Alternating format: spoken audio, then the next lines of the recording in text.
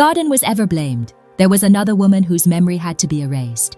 Her story does not begin in paradise. It begins in omission. Because in the oldest strands of Hebrew tradition, in fragments of Mesopotamian myth, in whispered incantation bowls buried beneath desert homes, a name keeps surfacing like something history tried to drown: Lilith. And the question that refuses to die is not whether she existed in Scripture. It is why she had to be removed from it. In the book of Genesis, there is a quiet contradiction most people never notice. In one passage, man and woman are created together at the same time, in the image of God. In another, woman is fashioned later from Adam's rib. Two different creations, two different women. One story survives, the other disappears. Rabbinic scholars, centuries later, tried to stitch this gap together.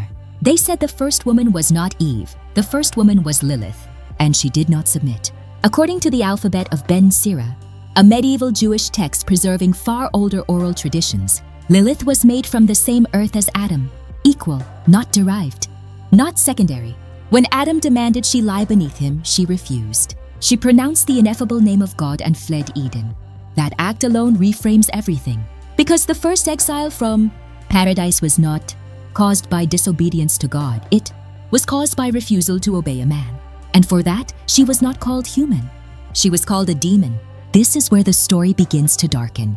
Outside Eden, Lilith is said to have settled by the Red Sea. Angels were sent to retrieve her. She refused to return. The punishment recorded in these traditions is chilling. 100 of her children would die every day. In response, she vowed revenge. She would prey upon newborn infants, particularly boys, and seduce men in their sleep, draining their vitality.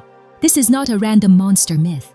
This is targeted. The demonization of Lilith is obsessively focused on three things: childbirth, sexuality, and female autonomy. In ancient Mesopotamia, long before Judaism, there were wind spirits called Lilitu and Ardat Lili, night, beings associated with disease, infertility, and erotic dreams. Amulets were crafted to protect pregnant women from them. Incantation bowls were buried under beds to keep them away from infants. These are archaeological facts, not legend.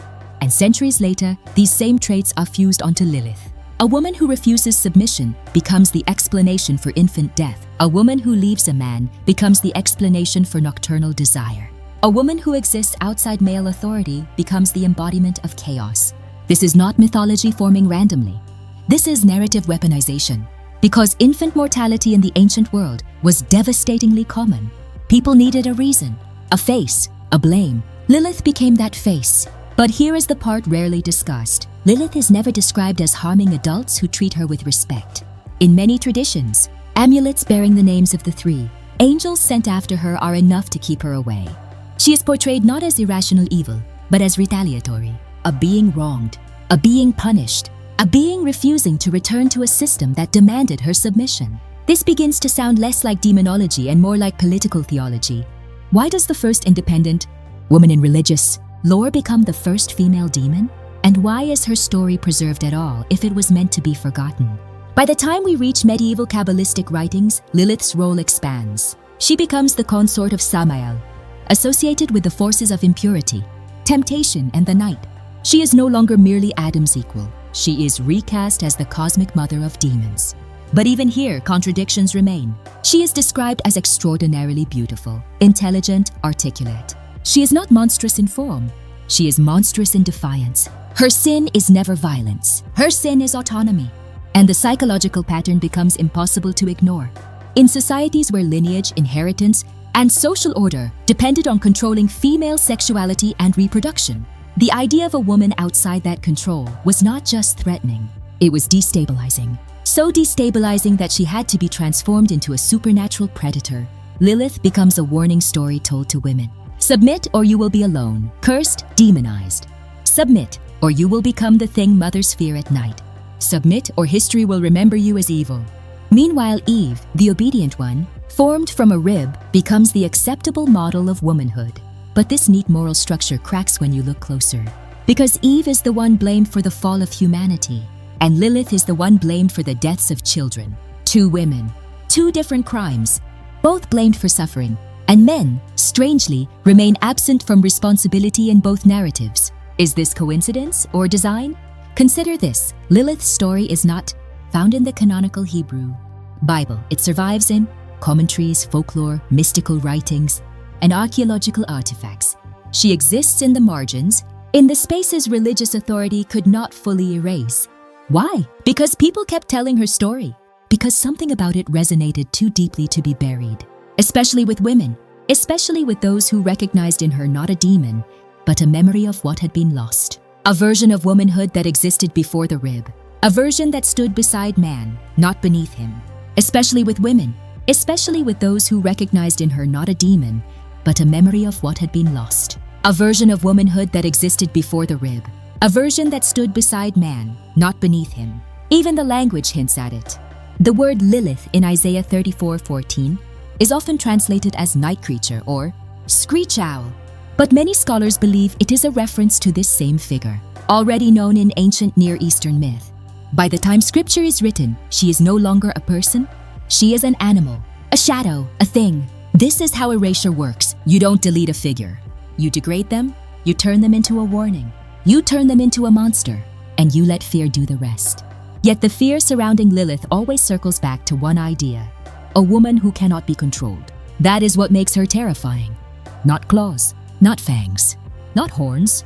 Choice, free will, refusal. And that is perhaps why in modern times, Lilith has been reclaimed as a symbol of feminist resistance, autonomy, and rebellion. But this modern reclamation often strips away the darker, more uncomfortable historical truth. Lilith was not celebrated. She was feared for millennia, feared so deeply that people buried bowls in the ground to keep her away from their babies, feared so deeply that men wrote incantations against her, feared so deeply that her name survived even when her story was suppressed. Because the archetype she represents is older than religion. It is the fear of what happens when a woman walks away from the role assigned to her. And history did not know how to process that without turning her into a demon. So the question returns, was Lilith the first woman?